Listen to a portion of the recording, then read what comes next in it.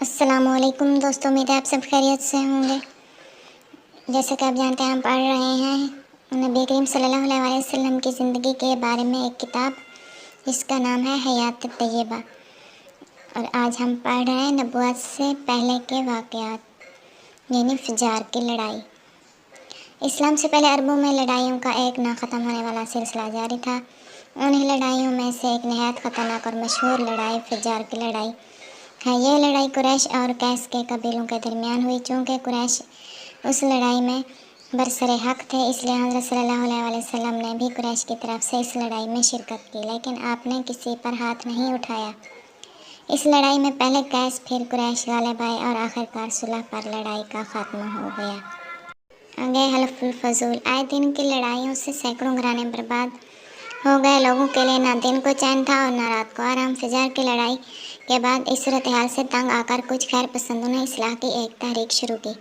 حضرت صلی اللہ علیہ وسلم کے ایک چچا زبیر بن عبد المطلب نے یہ تجویز پیش کی کہ اب حالات کو سدھارنے کے لیے کچھ کرنا چاہیے۔ چنانچہ خاندان قریش کے بڑے بڑے لوگ جمع ہوئے اور یہ معاہدہ ہوا کہ ہم ملک سے بدامنی دور کریں گے، مسافروں کی حفاظت کیا کریں گے، غریبوں کی امداد کرتے رہیں گے، مظلوم کی حمایت کریں گے، کسی ظالم کو عرب میں نہیں رہنے دیں گے۔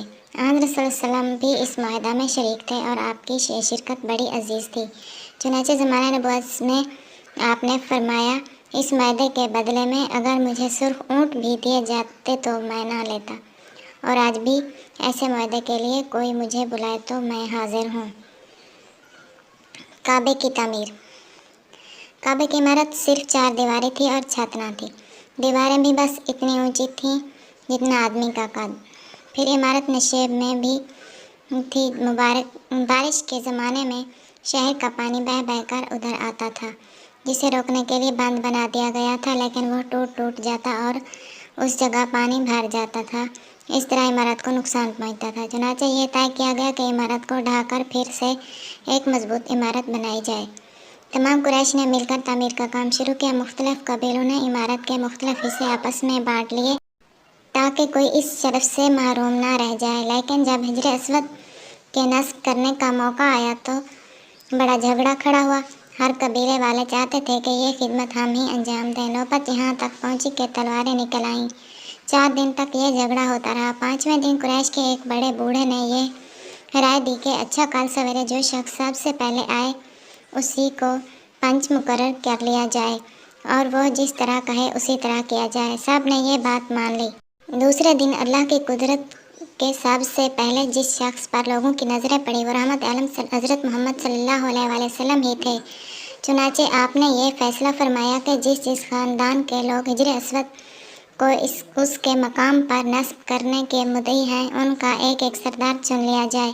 پھر حضرت صلی اللہ علیہ وسلم نے ایک چادر بچھا کر پتھر کو اس پر رکھا اور دوسروں سے کہا کہ چادر کے کونے تھام لیں اور پتھر کو اٹھائیں۔ جب چادر موقع کے برابر آ گئی تو آپ نے حجر اسود کو اس کے مقام پر رکھ دیا۔ اس طرح ایک لڑائی ٹل گئی جس کے نتیجے میں معلوم نہیں کتنا خون خرابہ ہوتا۔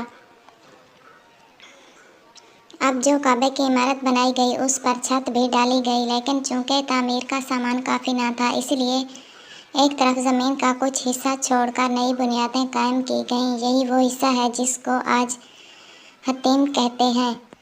آج کی ہماری یہ ویڈیو یہاں پر ختم ہوتی ہے۔ ویڈیو پسند آئی ہے تو لائک ضرور کر دینا۔ چینل پر نئے ہیں تو چینل کو سبسکرائب کر دینا تاکہ اسلامی کتابوں کی تمام ویڈیوز آپ تک پہنچتی رہیں۔ ہم اپنی اگلی ویڈیو کے ساتھ پھر آپ کی خدمت میں حاضر ہوں گے۔ تب تک کے لیے اللہ حافظ۔